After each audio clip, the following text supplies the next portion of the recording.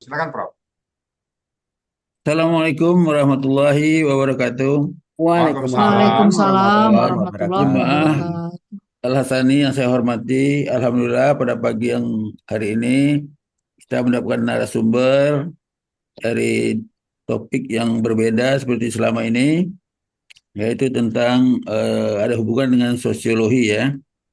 Beliau Prof. Ridho eh, basicnya adalah jebolan dari pondok pesantren, kemudian S1-nya dari di Unhas, kemudian S2 dan S3-nya dari UGM ya. Nah, beliau menjadi dosen di FK di Unsri gitu ya. Eh, saya sudah sering dulu ketemu dengan beliau, cuma sejak pensiun sudah agak jarang ketemu. Topiknya sangat menarik, nanti bisa kita dengarkan. Baik, jadi waktu sepenuhnya untuk Prof. Ridho, boleh untuk share screen PPT-nya, silakan.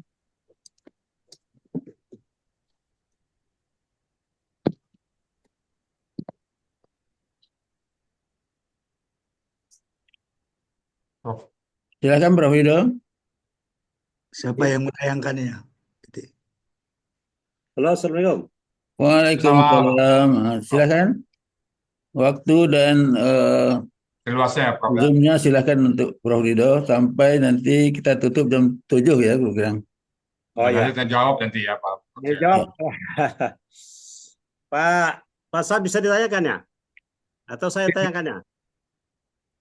Boleh kalau saya nanti boleh juga. Oke. Ustaz.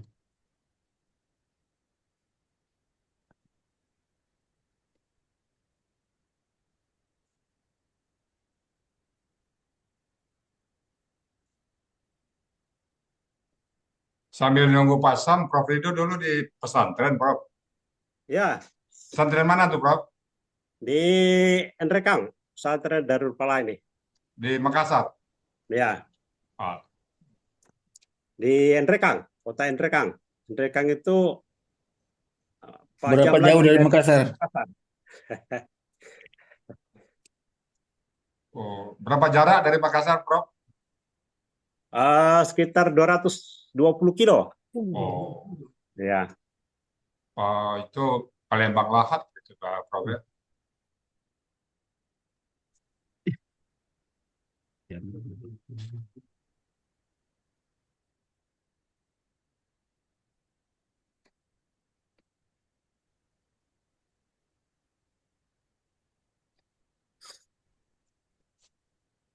Ya, sudah terlihat?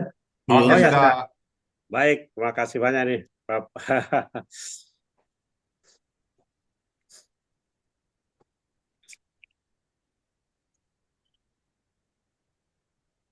Baik, kita lanjutkan ya.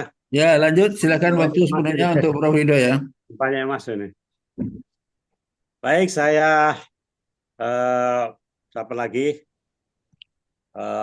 ucapkan terima kasih banyak karena sudah bisa diundang di dalam forum yang sangat terhormat ini. Saya juga ikut bersyukur karena ini adalah ruang arena di mana kita menyebarkan nilai-nilai dalam Al-Quran yang mana di sini terutama dalam rangka memperluas ya memperluas arena di mana kita ingin berusaha membangun eh, tatanan masyarakat yang sakinah, bahagia gitu ya, tenang.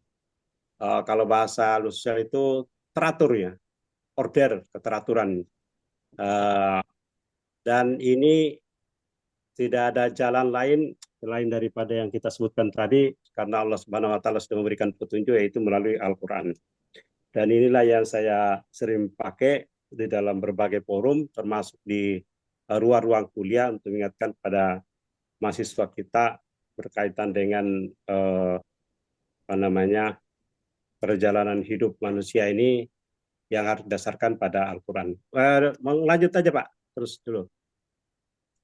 Nah, ini yang saya kemukakan tadi, saya perjelas saja ini, kalau kita pakai wahyu sebagai petunjuk untuk membangun paradigma keilmuan itu, ada jaminan kebenaran. Al-haqqu min rabbik ini.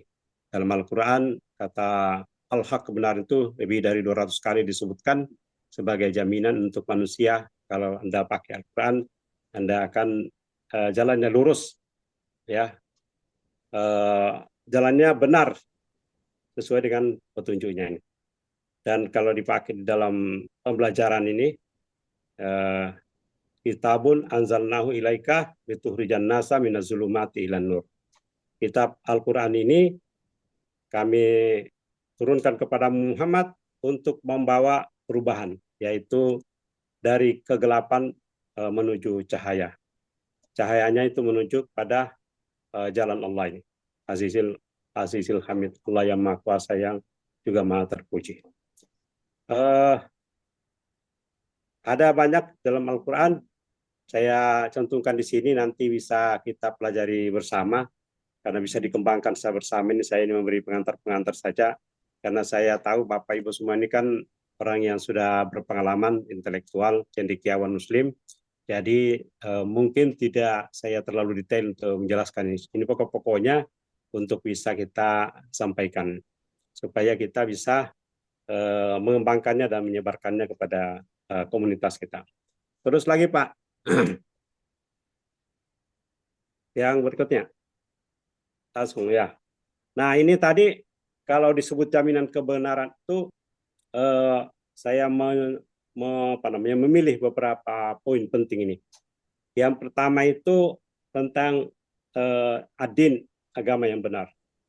Di dalam surah Ar-Rum nih, Faqim wajhaka lid-dini hanifan fitratallahi allazi fataran nas 'alaiha. Zalika dinul qayyim nih. Ini agama yang benar, agama yang lurus ini. Jadi dengan kita mengacu kepada Al-Quran, kita menjalani hidup mengambil agama, sudah agama yang benar. Dan ini semua para nabi dan rasul datang dengan membawa ajaran agama tauhid ini. Tidak ada rasul pun kita disuruh untuk tidak membeda-bedakan. La nufarriqu baina ahadin minhum, tidak membeda-bedakan antara satu rasul dengan rasul lain. Para rasul semuanya datang membawa kebenaran Islam, dan mereka disebut dengan Muslim. Baik Nabi Nuh, Nabi Ibrahim, Nabi Zakaria, Nabi Isa alaihissalam, sampai Nabi kita Muhammad SAW. Kemudian juga apa informasi yang disampaikan Al-Quran, baik dari sisi historis, sejarah, maupun juga ilmu-ilmu yang berkaitan dengan alam ini, itu semuanya akan dibuktikan sampai di ujung dari kehidupan ini. Sanurihim ayati min afaki wa bi anfusihim. Allah akan menunjukkan bukti tentang kebenaran Al-Quran ini dari seluruh penjuru kehidupan, atau dari sisi seluruh aspek kehidupan. Kalau dari bahasa sosial, seluruh institusi sosial, baik dalam ekonomi, dalam pendidikan, dalam agama, dalam politik, dan seterusnya, apa informasi yang disampaikan Al-Quran semuanya akan terbukti. Kalau tidak sekarang, ke depan terus. Dan kita sudah banyak mendapatkan pengetahuan alam, terutama yang membuktikan tentang kebenaran Al-Quran dari pengalaman historis manusia dan lain-lain sebagainya. Tentang bulan yang pernah terbelah, kemudian lautan yang ada batas dan seterusnya. Mungkin Bapak Ibu semuanya biasa menonton itu. Kemudian ada juga jaminan bahwa apapun ideologi, kepercayaan-kepercayaan, keyakinan di alam ini, semuanya itu akan kalah, akan dimenangkan oleh agama Allah ini. Ya, wallazi arsala rasulahu bil huda wa dinil haqq liyuzhirahu ala dini kulli wa kafa billahi syahida. Ini disebutkan beberapa kali Al-Quran di surah Taubah 33, surah Al-Fat 28, dalam surah As-Sab ayat 9. Itu ada jaminan bahwa seluruh ideologi, paham-paham atau agama akan dikalahkan oleh agama yang dibawa oleh Nabi kita Muhammad SAW dan Nabi-Nabi tersebelumnya. Cuma waktunya kan. Terus Pak. Nah, ini salah satu bukti bahwa kalau kita pakai ilmu-ilmu filsafat-filsafat dari berbagai belahan dunia, selain daripada wahyu Al-Quran yang atau juga dari kitab Taurat dan Injil yang dibawa oleh para nabi, itu bisa-bisanya hanya menjelaskan sampai kehidupan dunia ini. Padahal kehidupannya sebenarnya wa inna daral akhirah lahiyal hayawan. Sungguhnya kehidupan yang sebenarnya itu, kalau pakai surah Al-Ankabut ayat 64 itu, sesungguhnya kehidupan yang sebenarnya adalah di ujung ini, yaitu di surga dan di neraka. Itu yang nomor 7 sampai nomor. Sementara yang ilmu-ilmu yang kita pelajari selama ini, itu hanya di sekitar dunia ini saja. Sebagian mungkin di alam rahim sudah dijelaskan. Kalau ruh itu sangat terbatas. Ya saluna kani ruh, kuli ruh, min Rabbi ini. Kalau mereka bertanya tentang ruh, katakanlah ruh itu adalah amri Rabbi, keurusan Tuhanmu ini. Jadi kita diberi ilmu tentang ruh sangat sedikit. Nah, hanya di dalam wahyu yang bisa menjelaskan tentang proses kehidupan ini. Mungkin Bapak Ibu semuanya, saya sering tanya mahasiswa saya, kalau ditanya tentang rumus kehidupan ini, kita berapa kali mati, berapa kali hidup. Ya, karena sudah tertera di sini, Bapak Ibu mungkin biasa dengar kalau ditanya berapa kali kita mati, ya sekali katanya. Hidupnya 2 kali kalau percaya kali kemudian. Ada juga yang hanya sekali hidup, sekali mati gitu ya. Karena tidak percaya terhadap kehidupan akhirat. Kalau kita umat Islam ini rujukannya jelas, dan hampir kalau saya tanya di berbagai forum itu jarang sekali yang bisa menjawab, kecuali kalau dia benar jawabannya, kecuali kalau memang dia pakai Al-Quran. Nah, ternyata dalam Al-Quran sudah wa min kulli syai'in khalaqna zaujaini, segala sesuatu diciptakan berpasang-pasangan. Seperti juga kehidupan ini, ada kematian dan kehidupan. Allazi khalaqal mauta wal hayata liyabluwakum ayyukum ahsanu amala. Jadi dia menciptakan kematian dan kehidupan. Jadi yang pertama itu kehidupan dulu atau kematian dulu? Halo, boleh interaksi Pak ya? Mati dulu nih Bapak ya. Mati dulu ya, iya. Ya, Kalau Al-Quran memang mati dulu. Kalau yang lain kan ya. hidup dulu katanya baru mati ya. Jadi kalau pakai Al-Quran, ini kita mati dulu baru ini. Karena katanya Allah Subhanahu Wa Taala berfirman, kaifa takfuruna billahi wa kuntum amwata. Bagaimana kamu ini ingkar kepada Tuhan, kepada Allah, padahal kamu itu tadinya amwat, dalam keadaan mati.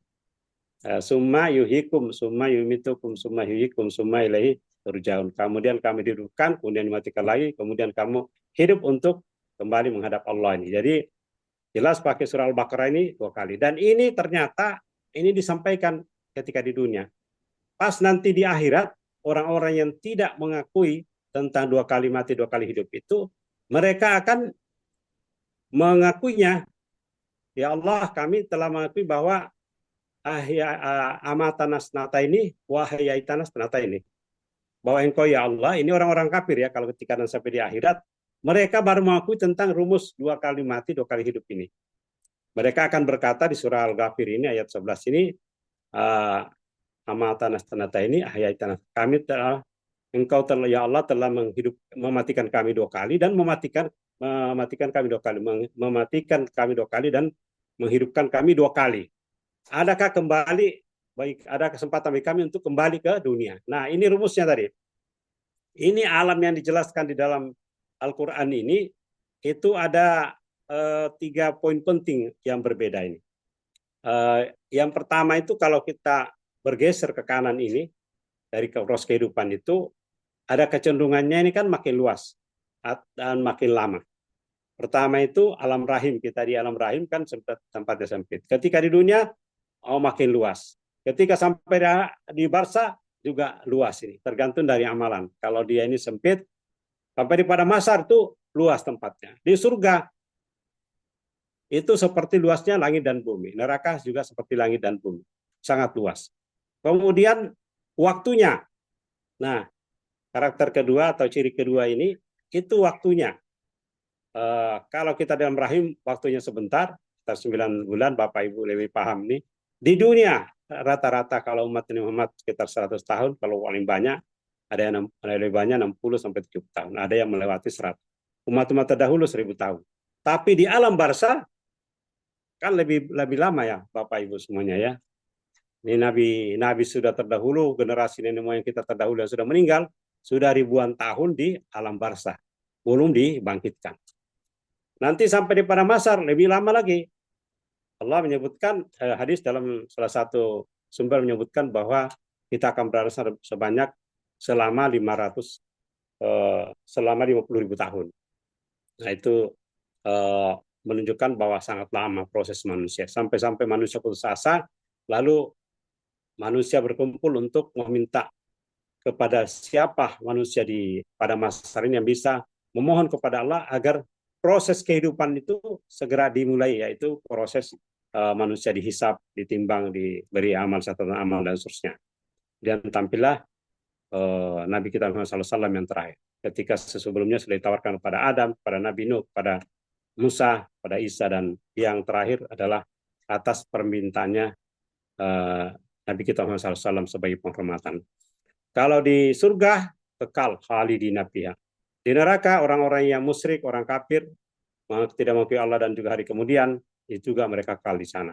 Khalidina fiha. Berarti kan waktunya lebih lama dan lebih luas tempatnya nih. Kalau di surga apalagi tempatnya sangat luas. Nah, ini rumus-rumus kehidupan yang kita tidak diajarkan oleh ilmu-ilmu sosial yang selama ini dibahas di perguruan tinggi ini. Mungkin ini kalau kita pelajari salah satu masalah sebesar di negara tanah air kita ini banyak praktek-praktek korupsi dan sebagainya, tentu ini karena kurang yakin tentang hari pembalasan, tentang hari kiamat, tentang siksaan, dan tentang kenikmatan-kenikmatan yang akan diperoleh manusia. Nah, yang ketiga yang berbeda tadi ini selain waktu dan ruangnya adalah berkaitan dengan keadaannya. Saya kira kita sudah tahu semua, sesuai dengan fungsi hari kiamat itu kalau saya baca di surah surah Al-Waqiah ayat 3 itu Hafidatur Rafi'ah. Jadi fungsi hari kiamat itu untuk merendahkan martabat orang-orang yang pantas direndahkan karena tidak beriman, dan untuk meninggikan Rafi'ah, untuk meninggikan derajat orang-orang yang beriman kepada Allah dan beramal saleh itu ya, di surga. Nah, ini contoh-contoh ayat yang tadi berkaitan dengan keluasan sifatnya universalitas ini. Jadi ada orang yang menolak Al-Quran ini karena menganggap bahwa Al-Quran itu tidak universal atau tidak untuk semua. Padahal itu kan pendapat pribadi. Al-Quran sudah menjamin bahwa ini adalah untuk semua ini. Kita disuruh kalau masuk secara Islam secara kafah bisilmi kafah, kemudian juga wa ma arsalnaka illa kafatan linnas. Kalau pakai bahasa linnas itu mencakup seluruh manusia, bukan secara individu ini. Masyarakat atau komunitas. Kemudian juga di surah An-Nahl ini, kalau segala sesuatu disiplin ilmu, kalau pakai ini, wa nazzalna alaikal kitabah tibyanan likulli syai'in. Jadi segala sesuatu sudah dijelaskan di dalam Al-Quran. Ya, likulli syai'in. Wa huda wa rahmah, juga sebagai petunjuk dan rahmat. Wa busra lil muslimin, dan juga menjadi kabar gembira bagi orang-orang muslim. Terus, Pak. Nah, ini saya ambil contoh, Pak, karena seperti Pak Prof. Hairil tadi ingatkan, ini saya di sosiologi ini, tapi ini umum untuk semua manusia sebenarnya ini. Jadi saya ambil contoh satu ayat yang kalau pakai satu ayat ini, seluruh materi dalam ilmu sosial itu sudah ada semuanya, khususnya di sini sosiologi, yang berbicara tentang manusia sebagai ciptaan Tuhan. Karena kalau dalam ilmu sosial yang selama ini kita pelajari dari barat ini, tidak pernah menceritakan tentang siapa yang menciptakan dan untuk apa diciptakan dan mau kemana manusia setelah kematian. Tapi informasi pertama dalam Al-Quran, kalau pakai surah Al-Hujurat ayat 13 ini, itu sangat lengkap.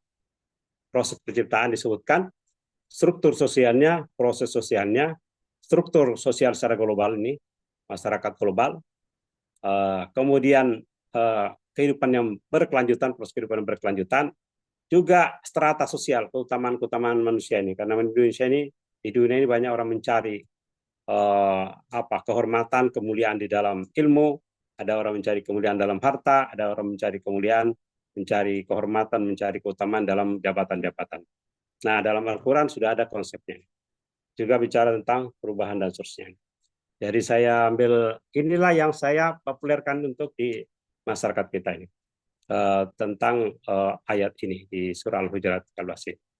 Jadi proses itu semuanya kalau pakai surah Al-Hujurat tadi itu semuanya berujung di takwa tadi. Inna akramakum indallahi atqakum. Dari seluruh manusia laki-laki perempuan berbangsa-bangsa bersuku-suku, standar stratanya adalah orang-orang yang bertakwa. Dan tujuan diciptakan itu agar manusia berproses. Kalau tujuan relasi dengan Allah, lihat budun seperti dibaca oleh Buya tadi, manusia diciptakan untuk beribadah kepada Allah. Sesama manusia itu hubungan dengan Allah, lihat budun, sesama manusia lita Arab untuk saling bersinergi, bekerja sama, berinteraksi, berkolaborasi, dan ujungnya itu adalah ma'rifah, kebaikan, al khair, ma'rifah, dan seterusnya. Terus Pak, ini dah ya, ini contoh-contohnya tadi suku etnis sudah jelas ini dari berbagai bangsa dunia. Allah semuanya menciptakan itu. Terus Pak, kita ya, ini saya perlu tegaskan di sini. Allah Subhanahu wa taala hanya menciptakan 2 jenis kelamin.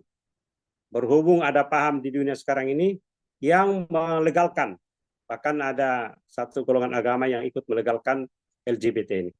Jadi kalau Allah menyatakan tadi ya, inna khalaqnakum min zakari wa unsa, pakai khalaqa itu menciptakan segala sesuatu yang tidak ada menjadi ada, itu yang ada diciptakan Allah hanya 2, yaitu laki-laki dan perempuan. Tidak mengakui ada LGBT ini. Juga menegaskan bahwa kalau ini tidak bisa berkembang. Kalau tadi berbangsa-bangsa itu katanya kata yang digunakan adalah ja'ala. Kalau ja'ala ini bisa berkembang biak. Karena suku dan bangsa itu kan berkembang dari manusia satu Adam, kemudian tekan Hawa, kemudian dan seterusnya berkembang menjadi berbagai suku bangsa dari keturunannya Nabi Nuh. Nah, itu bisa berkembang kalau suku dan bangsa. Bahasa bisa juga berkembang. Mungkin Bapak Ibu yang dari bahasa ini itu juga tahu bahwa bahasa berkembang, kebudayaan berkembang. Warna kulit pun juga ada mengalami evolusi gitu ya. Karena manusia satu dengan ini kemudian tergantung ekologinya di mana mereka hidup. Terus Pak, ya kalau kita pakai wahyu jelas unsur manusia tadi. Ini dalam Al-Quran kan falyanzurul insanu mimma khuliqa. Hendaklah manusia itu mengetahui dari mana mereka diciptakan. Itu perlu kita ketahui unsur-unsur manusia.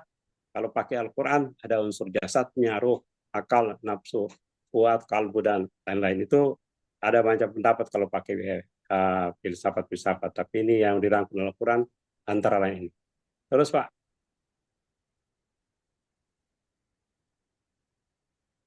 Ya, saya ingin menegaskan tadi seluruh kitab Allah itu fungsinya adalah sebagai petunjuk. Dan ini contohnya ini, karena saya biasa pakai di kelas ini, saya ingin mengingatkan bahwa baik itu Taurat, Injil, dan Al-Quran itu secara umum fungsinya sama sebagai hudan wa nura.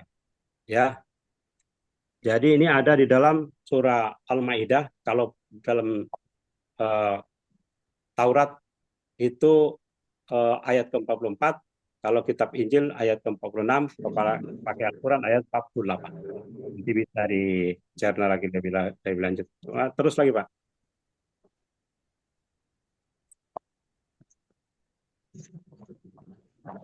Nah, ini jaminan dari Allah bahwa kalau kita pakai wahyu ini, segala sesuatu yang terbaik itu terangkum di dalam wahyu ini. Jadi gambaran tentang manusia yang terbaik. Kemudian juga Al-Quran disebut dengan panggilan yang terbaik. Agama terbaik, milah Ibrahim ini. Perkataan terbaik,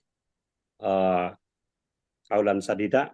Kemudian juga penghormatan, kemuliaan yang terbaik. Kemudian balasan yang terbaik. Penghormatan terbaik yaitu surga. Kemudian yang paling pokok ini, kalau pakai Al-Quran ini, itu jelas meletakkan posisi manusia yang mulia.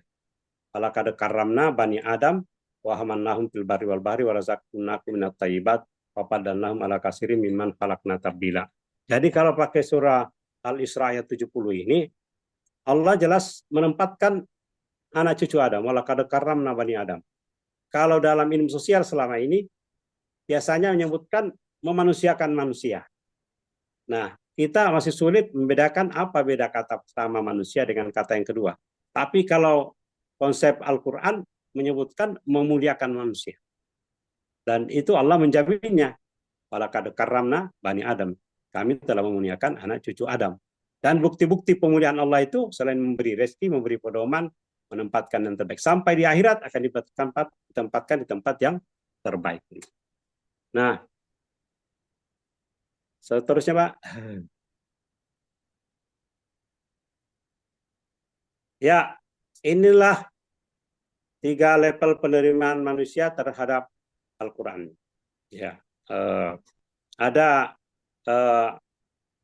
ada 3 level penerima manusia.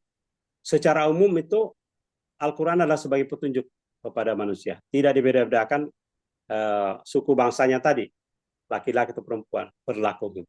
Hudal linnas. Itu dijelaskan dalam Al-Quran banyak. Selain ini ada di surah Al-Baqarah ayat 185. Kalau ini ada juga sebagai petunjuk bagi orang yang beriman. Sebagai petunjuk orang-orang yang berbuat baik, muhsinin. Seperti petunjuk orang bertakwa. Artinya begini, Bapak Ibu semua.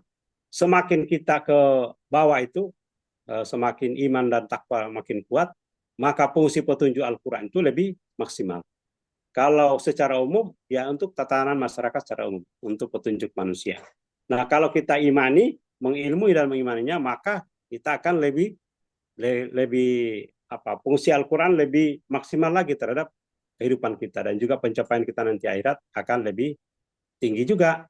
Jadi semakin dekat kita dengan Al-Quran, dari kita mengetahui, mengimani, memahami, mengimani, dan juga meyakini, maka manfaatnya akan lebih banyak kepada kehidupan kita.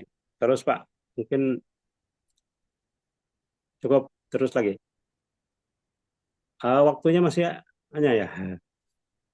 Waktu masih banyak. Oh ya, ini kategori-kategori di mana yang saya sebutkan tadi ini. Kelompok manusia ada yang ingkar kepada Al-Quran, ada golongan yang munafik, ada yang beriman dan bertakwa. Nah, kalau kita ikuti struktur penjelasan dalam Al-Quran ini, kalau orang yang beriman itu, contohnya di surah Al-Baqarah itu hanya 4 ayat, di luar daripada Alif Lam Mim. Ya, mulai dari zalikal kitab dosunya. Kalau untuk orang kafir itu hanya 2 ayat. Ya, untuk orang-orang kafir, innallazina kafaru sawaun alaihim, dan seterusnya 2 ayat. Tapi kalau bicara orang munafik itu panjang penjelasannya. Itu di ayat lain juga seperti itu. Karena sifat-sifat munafik itu orang yang sudah beriman bisa imannya masih lemah bisa menjadi munafik. Kemudian kalau munafiknya keterlaluan bisa dia malah menjadi penghuni neraka. Innal munafikina fid darki asfali minan nar. Sesungguhnya orang munafik itu diletakkan di dasar neraka yang paling bawah. Begitu berbahayanya orang munafik ini. Jadi ada munafik yang kecil-kecilan itu kalau masuk neraka tidak lama di sana akan masuk ke surga. Tapi kalau munafik yang terlaluan ditempatkan bersama dengan orang kafir. Ini artinya sifat munafik inilah yang mungkin banyak dijangkiti oleh manusia kita ini. Ini mengaku sudah beriman, tapi kalau ditawarkan pakai Al-Quran untuk menjadi dasar kehidupan bersama, mereka mengatakan, wah ini Al-Quran hanya antara muslimin saja. Gitu ya. Karena itu berlaku untuk semuanya. Masih setengah-tengah untuk menerima Al-Quran ini. Banyak orang yang masih mementingkan godaan setan dan juga hawa nafsu ini, sehingga masih merasa Al-Quran ini ya hanya kalangan tertentu saja yang menggunakan, belum maksimal. Jadi mungkin unsur-unsur kemunafikan ini masih banyak menjangkiti umat manusia. Terus lagi Pak. Ya, ini contoh-contoh tadi kategori-kategori kalau berkaitan dengan sifat-sifat manusia, perilaku manusia. Standarnya itu kalau pakai di dalam Al-Quran ini contohnya kita disuruh ya Yuhannas kulu mimma fil ardi halalan thayyiba. Jadi halal dulu, kemudian tayyib, kemudian khair, kemudian ma'ruf sampai ihsan, sampai di ujungnya itu amal saleh. Kalau tidak beriman, segala amal itu tidak disebut soleh, hanya menjadi amal. Jadi ada manusia di akhirat ini, ketika dia dikumpulkan di pada mahsyar, akan diperlihatkan amal-amalnya. Tetapi karena dia tidak beriman pada Allah dan hari akhir, maka amal-amalnya itu habaan mansura. Dia akan terbang seperti debu yang berterbangan. Hilang, tidak memenuhi, tidak ada timbangan kebaikannya kalau ditimbang di mizan, dan juga tidak akan diberi balasan karena dia tidak beriman pada. Terusnya Pak. Nah, saya kembali ke ini Pak. Kenapa di pembelajaran di perguruan tinggi kita perlu pakai wahyu Allah ini? Karena di dalam undang-undang pendidikan kita sendiri, baik undang pendidikan tinggi maupun undang pendidikan nasional, ini yang lama ini, kalau direvisi ini, undang pendidikan nasional tahun 2012 nomor 12 juga, itu ada kata takwa yang diutamakan. Contohnya kalau di pasal 1, mengembangkan potensi untuk memiliki kekuatan spiritual keagamaan. Kemudian ada pengendalian diri, kepribadian, kecerdasan, akhlak mulia dan seterusnya, keterampilan dan seterusnya. Kemudian Pak, terusnya yang di undang-undang ini. Ya, ini persisnya tertulis di dalam Undang-Undang Pendidikan Nasional, pasal 3, membentuk watak serta peradaban bangsa. Di bawahnya, agar menjadi manusia yang beriman dan bertakwa. Nah, saya mendedikasikan dan juga mengingatkan kepada teman-teman pengajar dosen itu, apakah mungkin filsafat ilmu sosial yang selama ini kita pelajari ini bisa mengantarkan kita beriman dan bertakwa?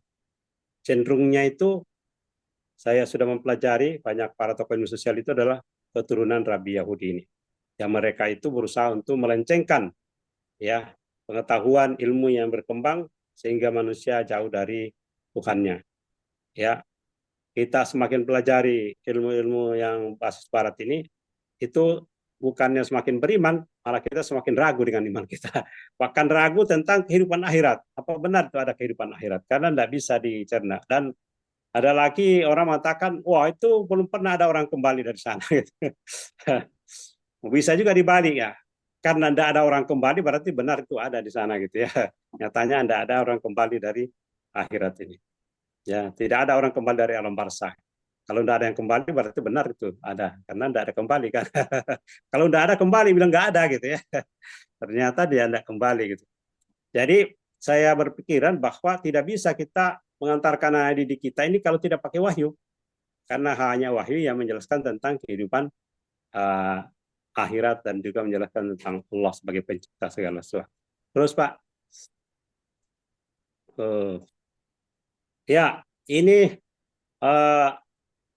contoh-contoh ayat. Nanti ini bisa ini sebagai pemantik saja. Contoh-contoh ayat yang sudah saya cari ini.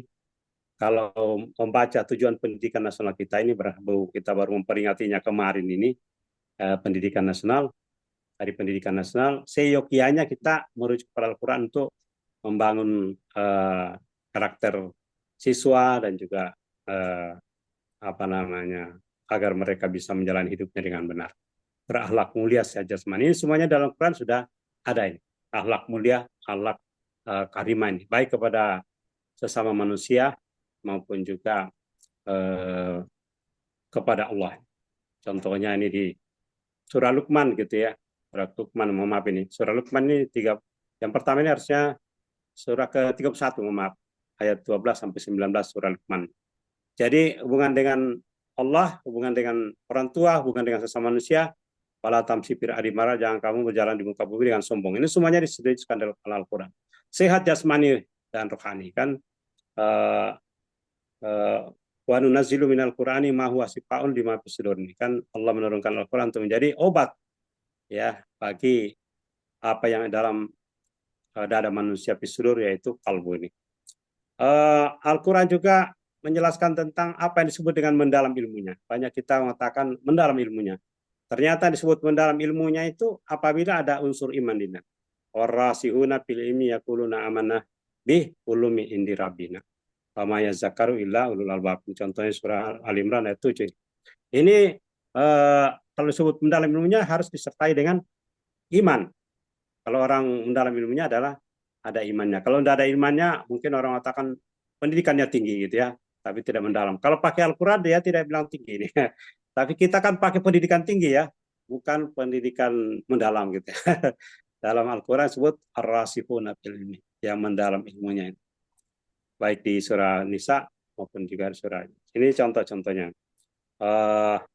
Saya kira itu sebagai contoh aja. Lagi Pak, terus.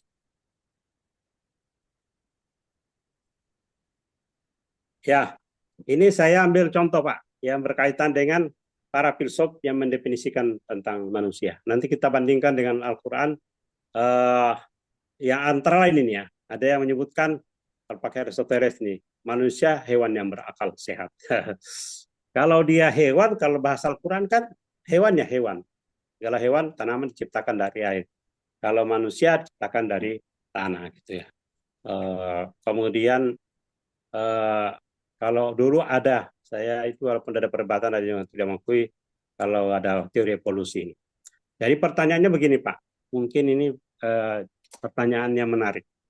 Seandainya memang manusia ini itu berasal dari hewan, kita ini kan ada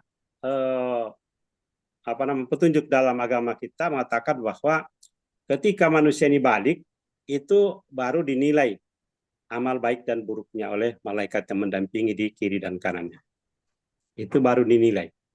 Nah, seandainya manusia itu dulu ada proses, seandainya nih evolusi, dia dari makhluk lain, atau dari hewan misalnya, kalau pakai Darwin, walaupun banyak orang katakan sebenarnya Darwin tidak mengatakan seperti itu, tapi taruhlah itu jadi paham umum. Seandainya manusia ini dari prosesnya dari hewan, lalu siapa yang bisa memastikan atau bagaimana kita bisa memastikan bahwa ketika manusia sudah berubah jadi manusia, baru malaikat akan mendampingi dia untuk mencatat amal baik dan buruk.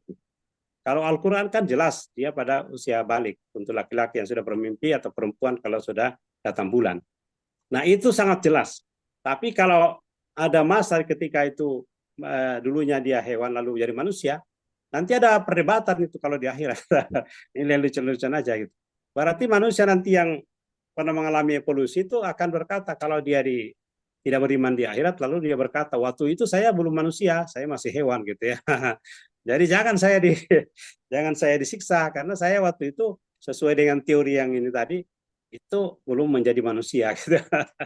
Nah, itulah kita ini sudah jelas landasannya manusia pertama adalah Adam.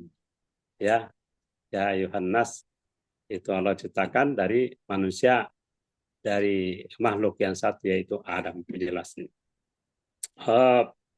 Itu contoh-contoh. Jadi sangat lemah argumentasi filsafat-filsafat yang kategorikan manusia atau ilmu-ilmu yang mensucikan manusia kalau dia berasal dari makhluk lain. Kemudian ada katakan manusia adalah hewan yang berpolitik.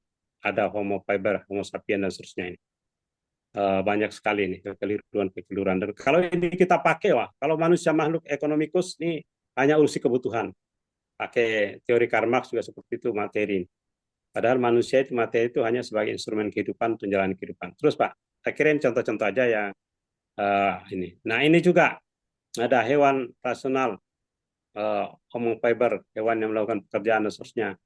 Ini apa yang beredar di dalam berbagai macam filosof, para filosof. Terus Pak. Nah, sementara kalau kita pakai Al-Quran, ini sangat jelas ini. Jadi kalau kita pakai bahasa Indonesia yang diterjemahkan ini, kebanyakan dalam terjemahan ini kan nulis manusia, menerjemahkan nama-nama itu dengan manusia. Kalau pakai An-Nas, ya saya kutip dari berbagai sumber ini itu adalah mencakup makhluk sosial. Sebagai manusia yang hidup bersama, hidup yang berjamaah ini. Jadi memang hidup berjamaah ini sangat ditekankan dalam Al-Quran, dalam hadis. Karena salat berjamaah, kita berkumpul bersama dengan keluarga juga adalah bagian dari ibadah. Bersilaturahmi itu sering. Kalau al-insan, aktivitas ini semuanya, kalau basar secara personalnya nih. An-nafas dari sisi ini, yang tadi nafas itu kalau ada ada unsur jiwa, kemudian ada fujuraha wa taqwaha. Di dalam nafas manusia itu ada jiwa takwa dan juga ada hawa nafsu ini. Kemudian ada al-ins. Kalau al-ins selalu dipasangkan dengan manusia. Wa khalaqtul jinna wal insa illa liya'budun. Kemudian juga walaqad zara'na li jahannama katsiran minal jinni wal ins. Itu selalu dipasangkan. Jadi ini dua makhluk Allah. Nah, pakai ilmu-ilmu empiris, dia selalu tidak pernah bicara tentang jin, gitu ya. Yang dia bicara manusia saja. Padahal ini dua sisi yang satu hidup di alam gaib, satu di alam syahadat. Manusia al-insnya di alam syahadat, al-jinnya di alam gaib. Padahal posisinya sama. Jin dan manusia sama-sama diuji oleh Allah di bumi. Dan di akhirat juga sama, dia akan dihisap. Dan juga ada penghuni surga di kalangan jin, ada penghuni surga dari kalangan manusia. Juga neraka juga seperti itu. Seperti ayat yang saya sebutkan tadi. Walaqad zara'na li jahannama katsiran minal jinni wal ins. Ya, Allah akan memenuhi neraka jahanam itu dengan dari kalangan manusia dan jin. Walaqad zara'na li jahannama katsiran minal jinni. Iya, jin dulu yang disebut, baru manusia, karena memang jin lebih dahulu diciptakan. Nah, kenapa demikian? Berarti jin ini sama dengan manusia. Walaqad zara'na li jahannama katsiran minal jinni wal ins. Karena mereka itu punya hati. Lahum qulubun la yafqahuna biha, tapi tidak digunakan untuk memahami. Walahum azanun la yasma'una biha, punya telinga tidak digunakan untuk mendengarkan ayat-ayat Allah. Walahum ayunun la yubsiruna biha, mereka itu punya mata, terutama mata hati, tapi tidak digunakan untuk memahami, menghayati ayat-ayat Allah dan lihat kehidupan ini. Ulaika kal an'am, mereka itu seperti binatang ternak. Berarti jin ini bukan binatang ternak ini. Ya, ulaika kal an'am, karena bisa jin dan manusia lebih rendah daripada hewan. Mereka itu seperti binatang. Ulaika kal an'am bal hum adallun. Bahkan lebih sesat lagi daripada hewan. Nah, ini menunjukkan bahwa istilah-istilah konsep manusia dalam Al-Quran itu lebih kaya hasanahnya daripada apa yang diceritakan di dalam berbagai disiplin ilmu dewasa ini. Nah, kemudian yang terakhir tadi memperjelas anak keturunan manusia yang ada sekarang itu dari Adam. Turunan manusia yang ada sekarang ini adalah Bani Adam. Karena dalam Al-Quran disebut dengan Bani Adam. Ya Bani Adam, uzu sinatakum inda kulli masjid. Ya wahai Bani, pakailah pakaian yang baik-baik apabila masuk masjid. Atau yang saya baca tadi surah Al-Isra, walaqad karramna bani, kami telah memuliakan anak cucu Adam. Ini kalau kita tidak pakai wahyu untuk menjelaskan kepada kepada masyarakat ini, itu kehilangan banyak kita berkaitan dengan konsep-konsep ini. Terus Pak, masih ada ya? Habis kayaknya. Oh ya. Nah, ini contohnya saya sebut tadi. Kalau kita pakai Al-Quran jelas asal usul manusia ini. Ya ayuhan nasu taqu rabbakum lazi khalaqakum min nafsin wahidah, dari jiwa yang satu yaitu Adam. Wa khalaqa minha zaujaha, dan dia menciptakan pasangannya ini. Ya. Wa minhuma rijalan katsira wa nisa. Dan juga dia dari keduanya dikembangbiakan, berkembang biak. Ini juga dijelaskan di surah Ar-Rum ayat 20 itu. Kamu tadinya dari satu, kemudian kamu berkembang biak. Nah, ini berkembang biaknya terdiri dari laki-laki dan perempuan yang banyak. Disebutkan di sini laki-laki dan perempuan yang banyak. Nah, ini bukan cocok logi. Karena di akhir zaman Allah sudah menyebutkan bahwa laki-laki lebih sedikit daripada perempuan. Sekarang aja ini banyak Pak ya. Ada selisih ini. Mungkin di fakultas tertentu ya, saya tidak tahu kalau tempatnya PESAM ini. Kalau di FISIP Pak, mulai juga sekarang. Dulu saya lihat kalau di ekonomi, di fakultas ilmu adab, sastra itu banyak perempuan gitu ya. Kalau di teknik mungkin banyak laki-laki ya. Di FKM banyak sekali perempuan. Dosen-dosennya juga lebih banyak ya Pak Heril ya, Prof Heril. Ya, Lebih banyak perempuannya. Di FISIP juga sudah mulai sekarang ini. Ada di HI saya lihat itu hanya sepertiga laki-laki, perempuan nih. Yang di sosiologi juga Saya kuliah kemarin tuh hanya seperempat yang sekitar seperempat yang laki-laki, yang lain perempuan semua. Jadi memang ini ada pembenaran dalam Al-Quran. Ini yang disebut saya di awal tadi, sanurihim ayatina fil afaqi wa fi anfusihim. Kami akan menunjukkan tentang kebenaran informasi dalam Al-Quran, baik dari seluruh penjuru dan juga pada diri kalian. Ini dalam diri manusia ini. Terus Pak, sudah habis ya? Masih ada satu kayaknya. Nah, tujuan akhir saya ini Pak, Bapak Ibu semuanya, saya mohon masukan juga dari para senior-senior saya di sini. Mungkin tidak ada saya maksud untuk mengajarin, tidak ini. Saya ini sebenarnya berbagi dan saya ingin membagi masukan. Karena kalau kita pakai wahyu ini, kalau pakai disiplin filsafat ilmu itu ada tanya ontologinya, epistemologi dan aksiologinya ini. Itu semuanya ada di dalam Al-Quran terintegrasi. Apa yang dipelajari, bagaimana cara mempelajarinya, dan untuk apa dipelajari. Kalau aksiologinya untuk apa? Ya, kan malah kita disuruh berdoa ini ilman nafian, kan ilmu yang bermanfaat. Nah, dalam Al-Quran juga itu ada petunjuk ini. Kalau kita pakai untuk memahami ilmu alam, kita ambil analoginya dari ayat ini di surah Luqman ayat 20 dan juga surah Al-Hajj ayat 8. Wa minan nasi mayujadilu billahi bighairi ilm wala hudan wala kitabim munirin. Di antara manusia ada yang berdebat tentang Allah tanpa ilmu, tanpa teori, tanpa pengetahuan yang pasti. Juga tidak punya metodologi, tidak punya petunjuk. Hudan ini sebagai petunjuk kalau kita bahas ini. Dan juga tidak ada referensinya yang bisa jelas ini, yaitu kitab. Inilah diperlukan Al-Quran. Referensi utama untuk membangun ilmu harusnya Al-Quran yang menjadi patokan. Karena kalau sudah pakai Al-Quran, yang lain-lain bisa mengikuti. Tapi Al-Quran jangan kita samakan dengan kitab lainnya. Kita tetap Al-Quran di atasnya.